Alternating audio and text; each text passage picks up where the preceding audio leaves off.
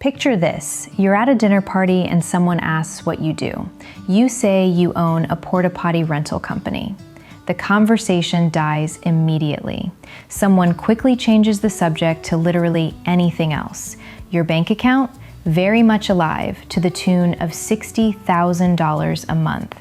And here's the wild part. The person who just gave you that awkward smile, they make $75,000 a year at their marketing job and just financed a BMW to look successful. There's something absolutely fascinating happening in the business world right now, and it's the complete opposite of everything you see on social media. The less sexy your business sounds at a cocktail party, the better your profit margins. The more embarrassing it is to tell people what you do, the more money you're probably making. And I'm going to show you exactly why that is. I'm an accountant who's seen hundreds of business tax returns, and I spend an embarrassing amount of time analyzing which businesses actually make money versus which ones just look good on Instagram. Here, I share financial insights that nobody else is talking about because they're too busy selling you courses. If you're tired of watching people flex rented Lamborghinis while you're trying to figure out how to actually build wealth, and you want to see what real money looks like, make sure to subscribe and hit that like button. Now, before we dive into these 6 businesses, let me tell you what they all have in common. Every single one of them has something I call the dinner party test. The more uncomfortable you'd feel explaining this business to your college friends, the higher the profit margin. I'm talking about businesses where your mom asks if you're okay, while your accountant is asking if you want to discuss tax optimization strategies for your 3rd location. See, we've been conditioned to believe that successful businesses should be impressive. They should involve AI or disruption or some kind of revolutionary technology. You should be able to put it on your LinkedIn with pride. But here's what actually happens in the real world. The vending machine guy at the apartment complex is clearing $180,000 a year in profit. The woman who owns the self-storage facility is making $420,000. And the couple who bought a car wash franchise? They're at $290,000 in year 2. These businesses have success rates between 85% and 95%. Compare that to restaurants at 20% or tech startups at around 10%. It's not even close. But nobody's making YouTube videos about buying a laundromat because it doesn't get clicks, except it gets cash. Lots of it. Let me walk you through what makes these businesses so ridiculously profitable, and I promise you, by the end of this video, you're going to look at that boring strip mall near your house very differently. Business number 1, self-storage facilities.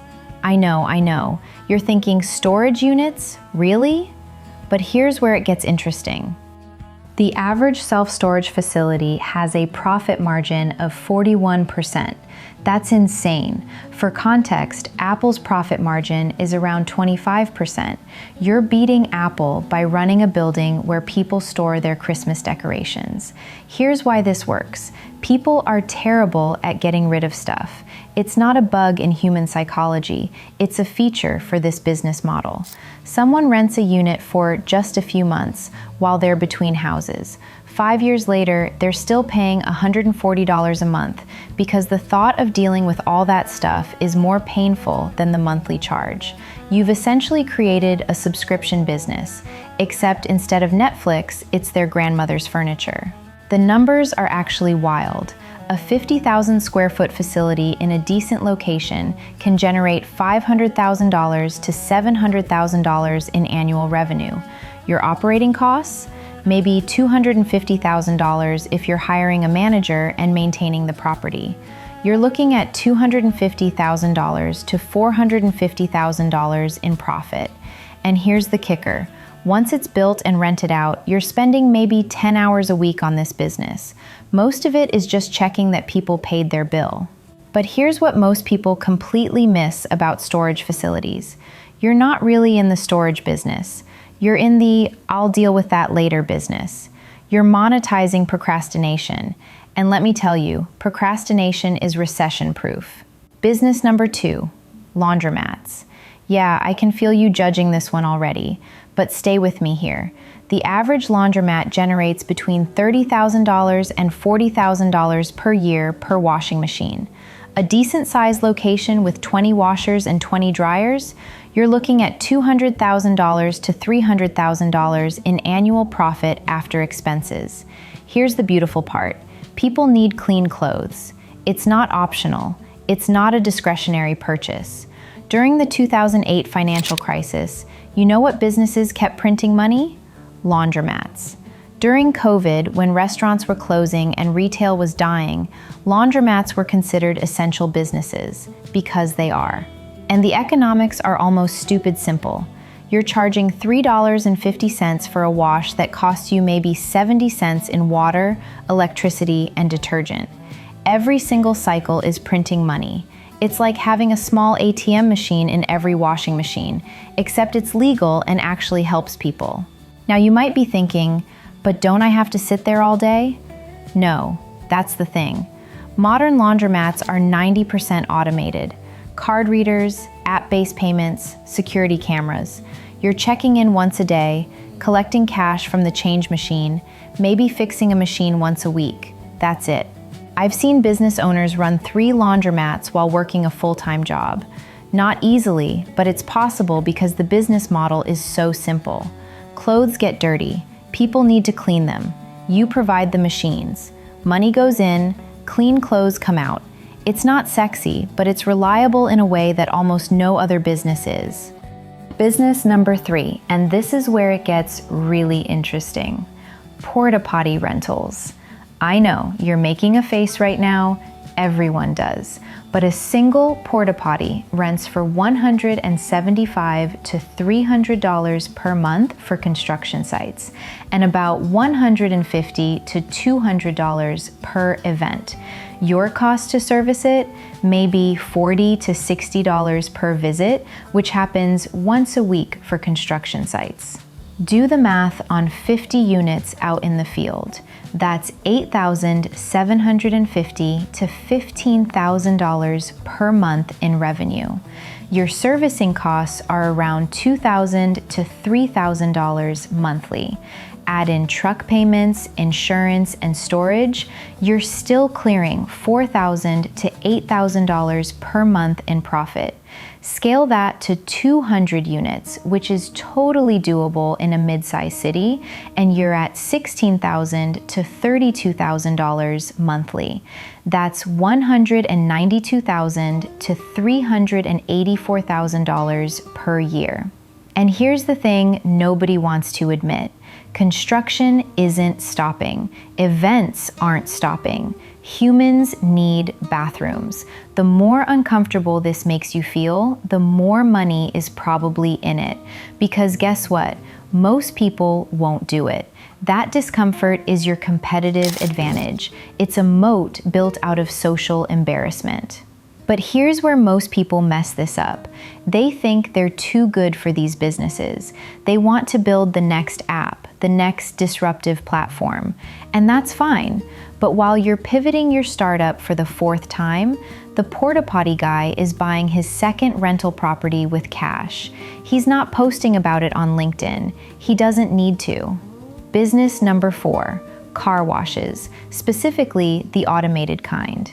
A single bay automatic car wash generates between $70,000 and $140,000 in revenue annually. Your costs? Water, electricity, soap, maintenance, maybe $30,000 to $50,000 yearly. You're clearing $40,000 to $90,000 profit per bay. Have 3 bays? That's $120,000 to $270,000 in profit. But here's where it gets crazy. Add unlimited wash memberships. People pay $25 to $40 per month for unlimited washes. Most use it twice a month at best. You just created a gym membership model for car washes. And just like gyms, people overestimate how much they'll use it and underestimate how long they'll keep paying. The industry data shows that 60 to 70% of unlimited members use the service less than 3 times per month. At $30 per month, if they wash twice, you're getting $15 per wash when your cost per wash is maybe $2 to $3. The members who actually use it a lot, they're subsidized by the ones who forget they have the membership. I worked with a client who bought a struggling car wash for $180,000, added the membership model, and sold it 3 years later for $620,000. His total profit during ownership, another $340,000. He made $780,000 total on a car wash in 3 years. You know what he drives? A Toyota Camry. Because he understands something fundamental about wealth. Looking rich and being rich are usually opposites. Business number 5, vending machines. Everyone thinks vending machines are dead. They're not. They're just boring. The average vending machine generates $300 to $400 per month in revenue. Your cost of goods sold, about 35 to 40%. Your time investment per machine, maybe 2 hours a month for restocking and maintenance. So one machine nets you roughly $180 to $260 monthly in profit for 2 hours of work. That's $90 to $130 per hour. Have 20 machines in good locations, that's $3,600 to $5,200 per month, or $43,200 to $62,400 per year for 40 hours of work monthly. You're making $50,000 to $60,000 working 10 hours a week. But here's the secret: location is everything. A vending machine in a busy office building or apartment complex with 200 plus units can do double those numbers. And once you have one location, getting more becomes easier because you have references. The property manager sees your machines are always stocked, always working, never causing problems. They introduce you to other property managers. Your business grows through boringly reliable service.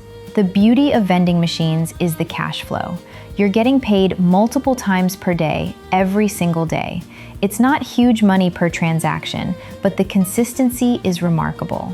Rain, shine, recession, boom times. People buy snacks. The machines don't call in sick. They don't need health insurance. They just sit there printing $1.50 at a time. Business number 6, parking lots. This one blows people's minds because they never think about it. You know that gravel lot near the stadium or downtown? Someone owns that, and they're making a fortune. An automated parking lot in a decent urban location can generate $50,000 to $150,000 per year with almost zero labor costs. You're paying property taxes, some minimal maintenance, maybe $15,000 to $20,000 yearly total. Everything else is profit. The operational complexity? Basically zero. You install automated payment kiosks, maybe some cameras for security, and you're done. No employees, no inventory, no customer service issues. Cars come in, cars go out. Money accumulates in your bank account. It's so boring, it's almost offensive. Now here's what actually changes when you own one of these businesses. It's not just about the money, though the money is obviously fantastic. It's about the shift in your psychology. When you have a business generating $20,000 per month in profit, you stop making decisions out of fear. You start making decisions out of opportunity. Your boss says something ridiculous in a meeting, you don't need to nod along anymore. You have what I call walking away money. You might not walk away, but knowing you could completely changes how you show up. You negotiate differently. You set boundaries differently. You take risks you'd never consider when you're living paycheck to paycheck. And here's something I never expected. The owners are some of the most financially sophisticated people I've ever met. Not sophisticated in the flashy way, sophisticated in the I understand compound interest and tax strategy way. They're buying real estate with cash flow from their boring businesses. They're building actual generational wealth while everyone else is trying to go viral. But here's the warning. These businesses are not passive income. Anyone selling you on passive income is lying. These require work, especially in the first year. You're finding locations, negotiating leases, setting up systems. It's real work, but it's work that compounds. The trap I see people fall into is thinking they can half do it. You can't. That laundromat needs to be clean. Those vending machines need to be consistently stocked. That car wash needs to work every single time. The boring business model only works if you're reliable. Boringly, consistently, frustratingly reliable. Because here's what's really happening. You're building trust through competence. Every time someone's clothes come out clean, every time the vending machine has their favorite snack, you're making a tiny deposit in a trust account, and trust compounds faster than money. And that leads to the identity shift. You stop being someone who works for money. You become someone who puts money to work. The person making $100,000 at a corporate job and the person making $100,000 from their laundromat are living in completely different financial realities. The corporate employee is one layoff away from panic. The laundromat owner, their income doesn't disappear if they get fired, because they can't get fired. So here's the actual thesis. Wealth isn't built by doing impressive things. It's built by doing profitable things consistently over time. The car wash doesn't care about your personal brand. These businesses reward competence and consistency, not creativity and charisma. And that's exactly why they work. Most people can't get past the ego hit of owning something unglamorous. They'd rather struggle building something impressive than succeed building something boring, which means the boring space is dramatically undercompeted. The question isn't whether these businesses are good opportunities. The numbers don't lie. The question is whether you're willing to be embarrassed at dinner parties while building real wealth. Social status now or financial freedom later? Most people choose status, which is exactly why the opportunity exists. Start small. Buy one vending machine. Partner on one laundromat. Test it. Because the first time you check your bank account and see $8,000 hit from a business you barely thought about that week, something shifts in your brain. You start seeing opportunities everywhere. That empty lot? Parking. That busy apartment complex? Vending machines. The world transforms from places where I spend money to places where I could make money. Your future self is counting on the decisions you make right now. They don't care if your business sounds impressive. They care if it's profitable. Choose the boring path, build the boring business, make the boring millions. Because here's the thing, money might be boring to make, but it's really exciting to have.